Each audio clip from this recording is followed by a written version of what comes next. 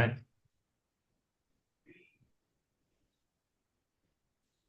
We're Yep, live. live streaming. Hey, We're live. Sammy. Hey, Emily, I like what you Okay. did with your background. You like it? I needed Yeah. to get a little more personal here. Look, Cesar Yeah. Luna on his campus in Campinas. We went to go Love visit it. his university Love it. Oh, where he studied engineering.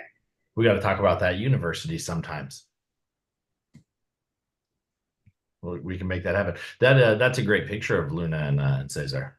You guys going to recreate that? Yeah, I think so. I think it would be good. Maybe when she goes to college. But she's so tall, like so tall now. Oh, yeah. I know the feeling. Last night, 2 nights ago, we were discussing how West is now. He's 13, right? So he's taller than both of his grandmothers.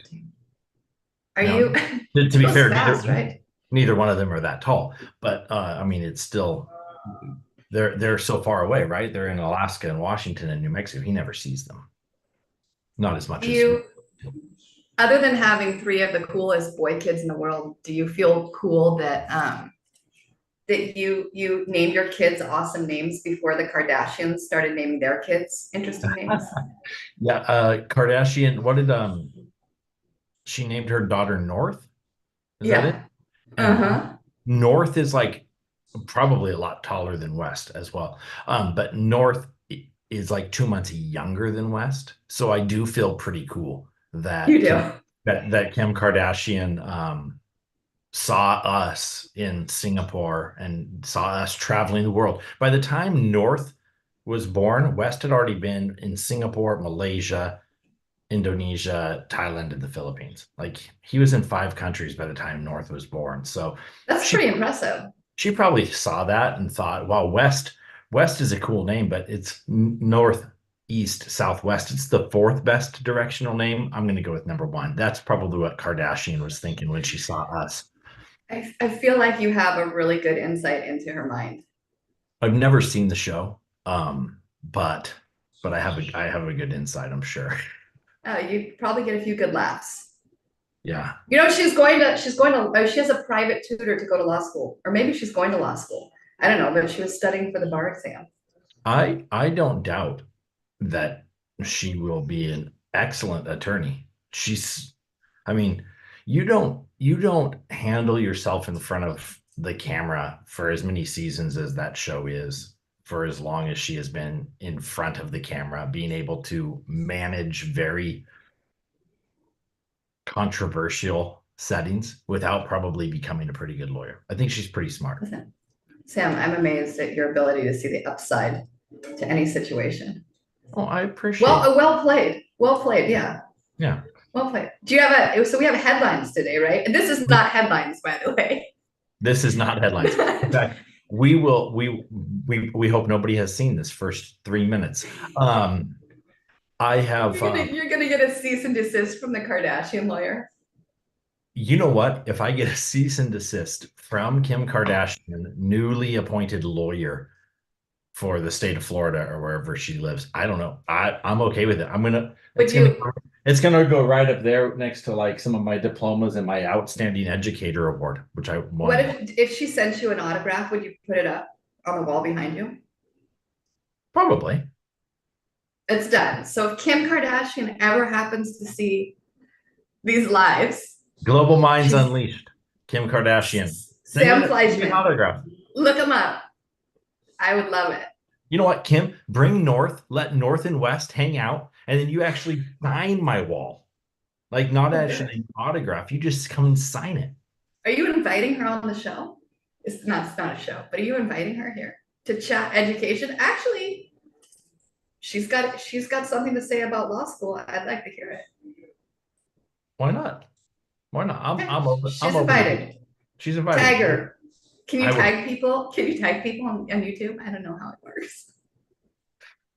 I'll figure out a way to tag her in something. But guess what? She'll never see it because she won't see the tag unless somebody else who sees the tag forwards it to her and like they have. You know what? She would love you if she did see this, Sam. She would have a good time. All of your guest shows are fantastic. She might surprise herself. So let's just pretend that she might see it and might say yes. Okay. Kim, just Okay. say yes. Be like Jim Carrey. Be like the yes man, but the yes woman. There you Yes, go. Kim. Yeah. I'll say yes to a headline. You want to shoot me a headline? I do. I want to shoot, and I'm gonna pull an Emily here. I'm gonna make it a little bit like interactive quiz first. Okay. All right. So this one's about Canada. There in 2023, about 600,000 international student permit applications were approved. Okay. Okay. What percentage of those do you think were for regulated career colleges? Oh my gosh. 25%. Okay, 25%. Now, there is an industry association for private career colleges that are regulated. This would be like the International ACAC, the NACAC, the CIS, all of these different. Of that 25%, which may or may not be true, what percent of all 600,000 are part of the regulated college and career? Right. I have no idea. 2%. I don't know. Yeah. So obviously this is exactly kind of what I want, right? Like I framed the question. So the regulated college and careers, like, are part of an industry, and they make up 4.4% of that 600,000. But if you've read any of the news and the headlines with the cap on Canada, you will have heard like the private career colleges are the problem. Mm. Well, the private career colleges that are regulated, they are primarily serving like industrial needs and trade needs. So the headline here is regulated private colleges don't depend on foreign students to underwrite them, unlike many public universities and colleges. So let's stop the political mudslinging. Now, what are your thoughts on that title and a little bit of the details? What do you think this article is going to be about? And then what perspective do they have? Who wrote it? What do you think? Oh my gosh. Now you've thrown me for a loop because all I remember popping up on my screen and in my groups a few weeks ago, and I didn't do a deep dive, was there's going to be a 35% cap across all students coming to Canada. And my head immediately went to, like, that's 35% of the students I work with, because that's about how many want to go to Canada. And so I was envisioning, like, I don't know, the same thing that happened with the UCs when they dropped the percentage down to out-of-state students. I was thinking nobody's getting in anymore. And now I'm starting to understand that maybe the numbers were skewed. Is that what you're telling me? Well, I mean, the numbers have been skewed, but the UCLA one, go back to that. Did your international students end up having any trouble getting into the UC system after that? I was less eager to tell kids to try unless the UCs were a really good fit. And it also depended on the program, right? Because there's certain programs and certain UCs that are just really almost impacted and really difficult to get into. Actually, to be honest, my kids went to UCs and ended up transferring out. Well, that's a different headline for a different time. I don't want that to be a headline, but anyway, yeah, no, tell me about this mudslinging. So the politics are behind it. Well, the author of this is the like executive director of the membership organization, right? So Michael Sangster obviously has, don't blame private colleges for high numbers of international students in Canada. It's correct, right? Like they do make up a smaller percentage than the mudslinging has shown. Every headline for the last month that I've seen has been about, not every headline, many have been about private colleges, private colleges, private colleges.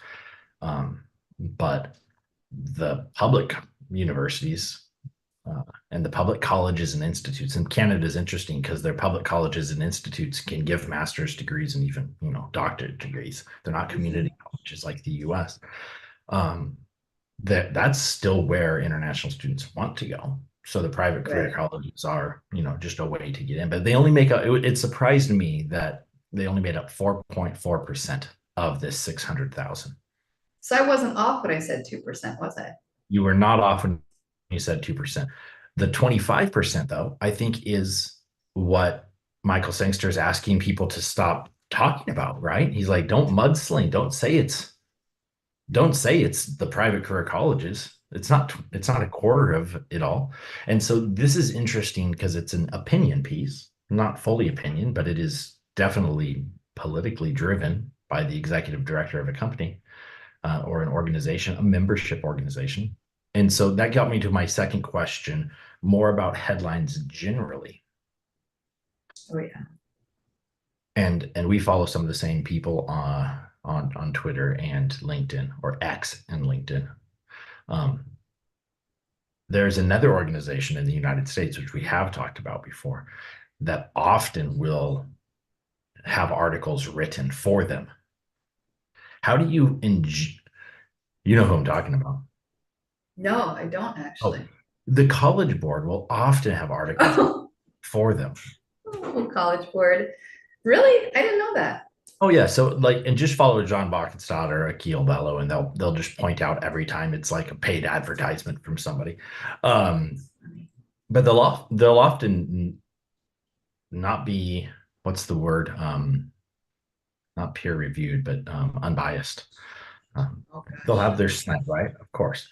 So how do you feel when you read headlines like this? Don't blame private colleges for high numbers of international students. It has some facts in there that are important, but it's written by the executive director. Like, there's good and bad. How do you take that? How do I take that? Well, my major was adjacent to rhetoric in college. And I had a really awesome teacher who taught us how to read through the lines on things. And that's been a basis of all my teaching. And even with my own kid, she'll say something and say, what's the source? Where does the source work? Where does the source live? So there's a slew of questions that come up in my head when I read stuff. I'm not very fazed by headlines because I do it in a systematic, I break it down in a systematic manner every time, but I get caught up in it.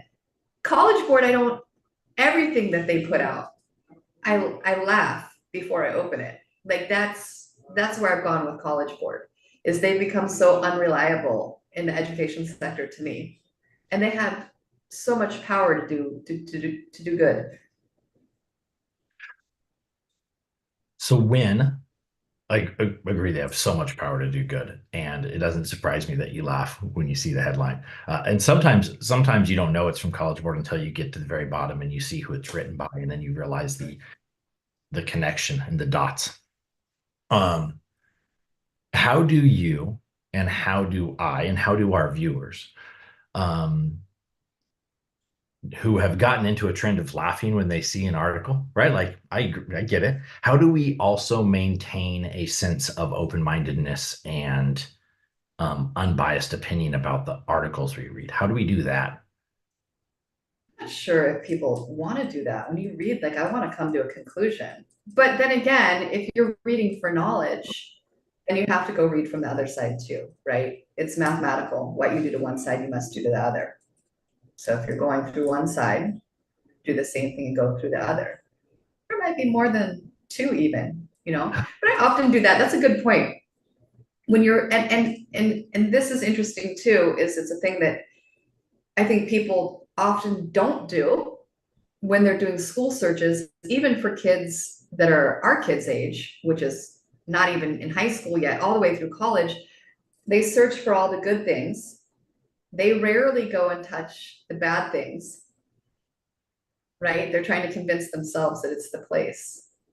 I see it more with parents trying to look for schools for kids before college. Hmm. Trying to find the place. And then, as you mentioned, that they sometimes get disappointed in the place and they Oh transfer. yeah. Um, Well, haven't I told you so for those stories, but I'm just gonna leave it at that. yeah, we try to leave those I told you so's out. So 2 weeks ago, I took August to Boca Raton, and he had lunch at Lynn University, and then we went. Fancy. How was that? It Did was you did you did you get to see any of the Lynn University staff? That's so awesome. They're such good travelers. They They are really great. make the rounds for recruitment. They do a great job. And Renee and Stefano joined us for lunch. Well, they hosted us for lunch, really. And we had a great time. And Renee had a great time hanging out with August. And Stefano and I and August had another day together, just chilling and hanging out. It was awesome. We also went to a basketball game. August was glad to be there, and really it was his first college experience. But he said to How old me, is Augie? How old he's is he? 11. He's Sorry. 11. He's 11. Augie is 11. Okay. But August has been looking at universities and the cost of universities for a long time. We went to a University of Utah football game like 3 years ago, and he keeps talking about the University of Utah, University of Oregon, um, like where he wants to go. And then he looks at in-state, out-of-state tuition. He asks Alexa questions all the time about how much a university costs. I guess it's the curse of being a college counselor's son, right? Yeah. But he asked me a question yesterday at dinner, which I thought it was out of the blue. He goes, why do universities only post pictures on like beautiful sunny days on their brochures? And it's to your point, the people are really only looking for the good, Oh, which is yeah. why universities in the Northeast are like, don't visit us from October to April when students are in session. Um, Okay, so that's what I I get wanted to it. do. I No, wanted to get your thoughts on bias, and I wanted to get your thoughts on the Canada cap numbers real quick. no, I'm gonna have to go back and read about Canada. That's interesting. So anybody that's following this needs to read the nuances a little bit more. That's good advice. And for seeing the good in things or seeing past things, I mean, you got to look at all sides of it, right? I don't know how you do your counseling. Well, I kind of know how you do your counseling, but in my set of good questions to ask universities, we ask those tough questions. What do Absolutely. kids, what are the activities like in the winter? What do kids do on a Wednesday there? What do they do on a Saturday there? You know, got to Yeah. cover the gamut. Got to cover the gamut. Okay. My headline question is, and we don't have a lot of time, so you're gonna have to collect your thoughts, Sammy. My headline actually comes with its own question, so I didn't have to framework any of this. Facial recognition heads to class. Will it benefit students?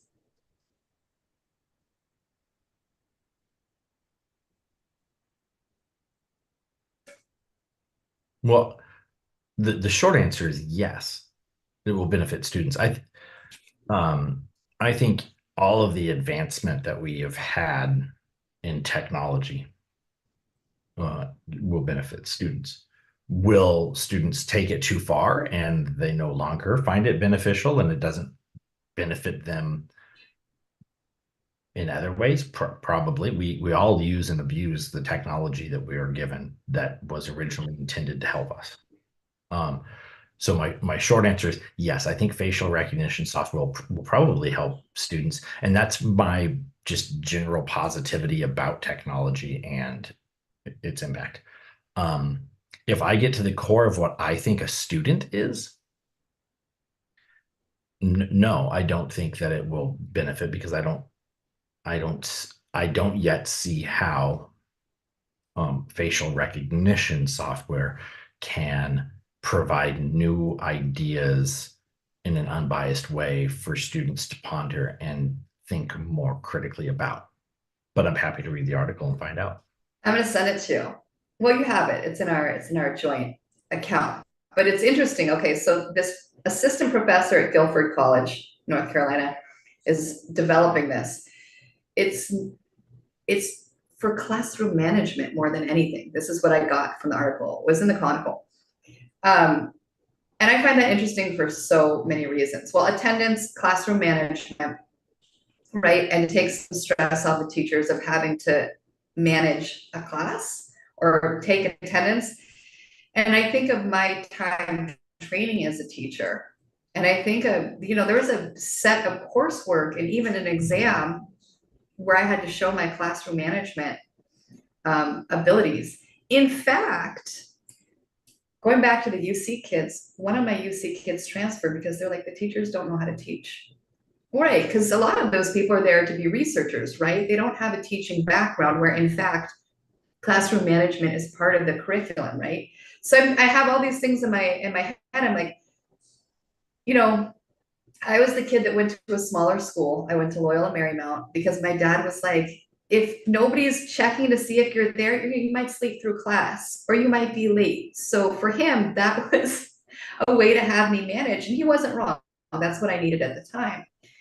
And my mom always said growing up, act like a camera's on you at all times. You know, you never know when somebody's looking at you, listening to you. And this was far before the tech that we have today. And I always thought, you know, that's a good piece of advice because you don't know who's standing next to you. You don't know who's watching you from a window. Like you need to do the right thing in the situation that you're in. But today it's a hot topic. It's a hot topic about being monitored, whether or not you should. Um, what's the quality of the teaching at an institution? And me, my old school me, I'm like, well, I don't care if you film me because I'll be in the class doing the right thing. But they set up the entire article with the kid and they said, go in there and watch to see what your classmates are doing without AI facial recognition in the classroom and report back to us. That's how the article started and ended. And it started with the kid going, the kid in front of me was doing a spelling bee online for the New York Times. The person behind me was looking at their LinkedIn resume. And the person on the other side of me was writing an essay for another class. And the teacher was sitting up there with a bowl of cookies, just teaching, not really engaged with what anybody was doing in her class. And the kid said, I just think that teacher wants good reviews, like just being nice and letting people do what they want. That's not the teacher that students will speak fondly about in 5 years. No. That's really not the teacher that they're speaking fondly about now. It's but so I took it not from the teacher's perspective, but more from like the how are students going to use the facial recognition. But if we combine the two, here's how I could see it really being useful. If while the teacher is lecturing, while peers are lecturing, while group projects are being presented, while classwork is being done, while group dynamics, if the facial recognition is giving incremental and perceptual scores of how your face is responding, they create a baseline and then incremental, hey, did you know when your teacher said something that was controversial, you responded like this for a few milliseconds? Have you explored the reasons why you don't embrace controversy? Now, like as a counselor, now I can see some benefits of the facial recognition in that way. Which you brought it up. You nailed it, Sam. That was the other part. It was going to recognize their emotions. Yeah, I mean that's the only way that this is going to be. But how do you who does that then, Sam? Who's going to analyze all of Emily and Sam's emotions during class? And are Emily and Sam going to sit there and be like, oh, yeah, and I said this means something. I said the baseline because my emotions, change in the context of what I am. So my baseline does change. I'm not the same human being no matter every situation I'm in. I do change my baseline a little bit. So I think that becomes some of the difficulty with establishing this from a real purely scientific point of view. But who's going to analyze all of my facial recognitions and give feedback on this? That's a task for ASCA and neuroscientists and people who want to get into that. I guess I don't know, not me. I don't know how often I'd have to see that feedback to buy into it. I think people would be offended too, right? You fell asleep 17 times during the semester. I think people are easily offended. I agree. I don't mind when I see offense because I do in myself. Because I'm like, oh wow, what was that? What was that? Why did I respond that way? And so if this could help me maybe see offense that I take that I didn't even know I was taking, okay. Or I don't know, I'd be interested in how the facial recognition worked from a teacher management point of view, which is maybe how this is trying to be used. In part, that was the bulk of the things they brought up. But that tells me there's something wrong with classroom management at the college level if this is being discussed. Yeah, well, I mean, I think I went to a smaller university than I went to a high school, and I'm grateful that I did. And much of what you just said, like the teachers, right? Like I'm going to interview my former psychology teacher next week, just because we have a relationship from 20 plus years, right? But we haven't talked to each other in 20 years. But it all ties into a little bit of the philosophy of who I am and why this right now matters to me is, being in the flesh, being face to face and engaging with people, using tech to enhance the engagement with people is what I want more than the use of text. Using tech to engage more with tech in proximity of people is not what I'm about. I'm about using tech to engage more with people. And so I think that's good classroom management. I think students, whether they be 6 years old or 28 years old, want their teacher to know them and I love that. engage with I them. like that you say, how can tech bring in the human? I think Yeah. that's a great question for everybody to ponder, especially people that are 100% against it. I think so. I think so. So we're time, but I'll be curious, we're time if people end up watching this and want to share their thoughts on Canada or good articles, or share their thoughts on AI facial recognition in the classroom. I'd be Or go- curious to hear what's going on around the world. Yeah, Or absolutely. somebody that's friends with the Kardashians. Sorry. was gonna say- That was a big one. Or somebody goes back and watches the first 3 minutes of nonsense and finds out that Kim Kardashian's coming to the house to sign my wall. Okay. Well, if she doesn't want to sign your wall, she could cook with Noelle because Noelle's a great cook. Kim cooking with Noelle. That Noelle would happily cook with Kim Kardashian and Noelle wouldn't bat an eye. Noelle Noelle would be like, come on in. Let's Noelle- make some jam. Noelle would not want to be on camera the whole time, but Noelle would happily spend time with Kim as long as it was not being recorded and nobody knew it. Well, If people knew about it happening, Noelle would be less interested. So we should have asked Noelle about this AI recognition. That would have been interesting. She's full on stop, no cameras. She'll probably have some interesting thoughts on it. Yeah, we can have We'll another. do that. Let's invite Noelle and Cesar. Let's invite our spouses on to talk about the myriad of things that we cover, from having nothing to do with what we want to talk about to talking about what we want to talk about. Okay, sounds good. Next week. All right, man. I'll see you next week.